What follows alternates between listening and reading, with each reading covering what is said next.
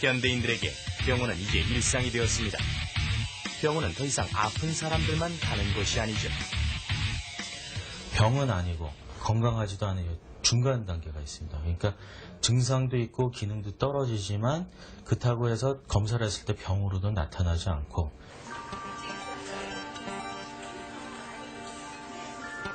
원인을 모르면 더 두렵죠. 이름난 병원을 다 찾아다녀도 아픈 이유조차 모를 때 환자는 더 두려워집니다.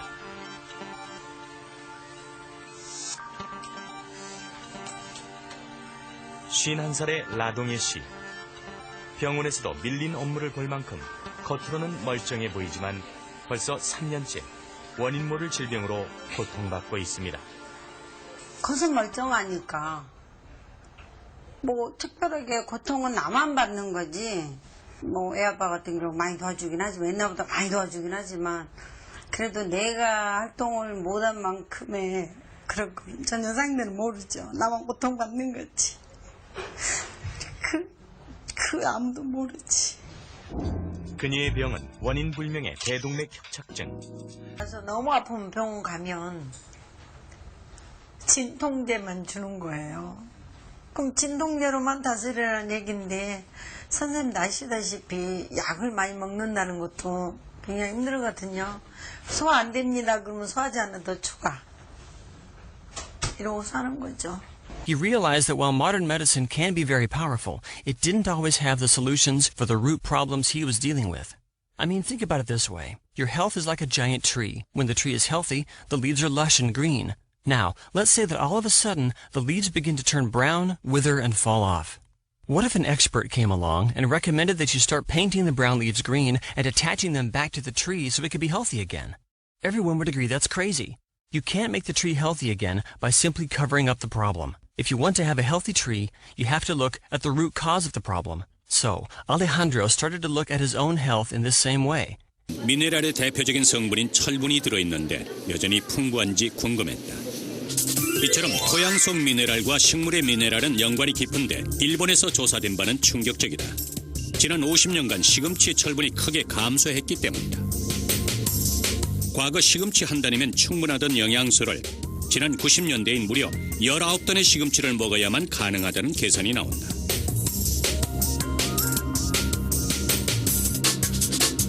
시금치뿐만이 아니다. 당근은 10개,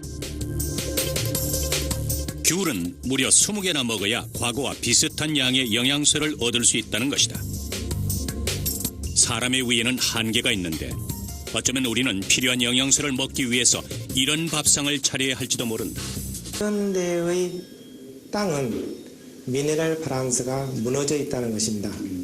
미네랄이 부족한 토양에서 자란 야채와 곡물을 섭취함으로써 우리 인간은 미네랄 부족을 겪게 됩니다. 이러한 미네랄은 미량이지만 신체의 생리활동에 대단히 중요한 영양소이기 때문에 미네랄이 부족하게 되면 각종 질병에 걸릴 위험이 무엇을 먹느냐에 따라 나의 건강이 결정된다는 사실. 가공식품 또는 인스턴트 식품 등의 섭취, 고칼로리 음식, 그런데 운동은 부족한 사회생활, 그리고 과다한 스트레스 등으로 인해서 독소가 몸에 쌓이는 것으로 볼 수 있습니다. 독소란 건강을 저해하는 유해물질로 몸에 쌓이면 해를 일으킬 수 있는데요. 몸 안으로 유해물질이 들어오면 1차 해독기관인 간에서 해독을 하게 되는데 이때 제대로 해독되지 않으면 독소가 몸 전체로 퍼져 질병을 유발할 수 있습니다. 생채소의 비타민과 무기질은 간이 해독작용하는 밑거름이 되는데요. 영양소가 부족할 경우 독소가 몸 전체로 퍼지게 됩니다. 인 것이라도 빠져나가지 않고 몸 안에 머무르면 독이 되기 때문인데요. 대표적인 게 바로 숙변입니다. 장내에 오래 정치되어 있는 변을 뜻하는 숙변. 숙변은 마치 치아에 끼는 치석처럼 장내 점막에 달라붙어 장 흡수와 연동 운동을 방해한다고 합니다. 해독 전문가들은 숙변이 만병의 근원이라고 주장하는데요. 이유는 숙변에서 나오는 독소들이 장에만 머물러 있는 게 아니라 순환계를 타고 온몸으로 퍼지기 때문이죠. 병원균은 여러 가지 독소들을 뿜어냅니다. 또한 균 자체의 몸에서 털이나 꼬리가 떨어져 나오기도 하죠. 특히 세균이 죽으면 세포의 벽이 깨지면서 껍질이 분해되어 나오는데 이것이 바로 인체에 치명적인 내독소입니다. 그 내독소가 들어오면은 한마디로 얘기하면 염증을 일으켜요, 염증을. 갑자기 아주 대량으로 나타나면은 이거는 폐혈증에 빠져서 며칠 내로 사망하게 될 정도로 아주 정상적인 장점막 세포들은 불필요한 이물질이나 독소들이 몸 안으로 들어오지 못하게 막아줍니다. 일종의 방어막 역할이죠. 하지만 자극적인 음식이나 항생제 등의 약물로 장세포가 손상되면 갈라진 틈으로 독소나 이물질이 들어오게 되고 이들이 혈관을 타고 온 몸으로 퍼져 각종 염증 반응을 일으키는데 이것이 바로 장누수 증후군입니다. 제일 처음에 간으로 가고 그 다음에 허파로 가서 심장으로 가서 전신으로 돌기 때문에 어떤 그 사람의 어떤 장기가 좀 약한 부분이라든가 뭐 이런 쪽으로 나타나게 되겠지만 사람마다 그것은 조금씩 다르고 혈액은 12만 킬로미터 되는 혈관을 따라 우리 몸을 돌며 영양소와 산소를 공급하고 노폐물을 배출합니다. 혈액에 이상이 생기면 면역 체계가 무너집니다. 건강을 차신하는 사람들의 혈액을 나이별로 촬영한 자료를 보십시오. 이 생혈구는 유아혈액인데 대단히 막습니다. 육류와 인스턴트 식품을 즐기는 10대 생혈구인데 혈구가 동전을 쌓아놓은 것 같죠. 이런 현상을 연전현상이라 합니다. 연전현상은 혈액의 독소 축적에 따라 심해지는데 이 혈구는 20대인데 인스턴트 식품과 육류를 즐기지 않는 사람입니다.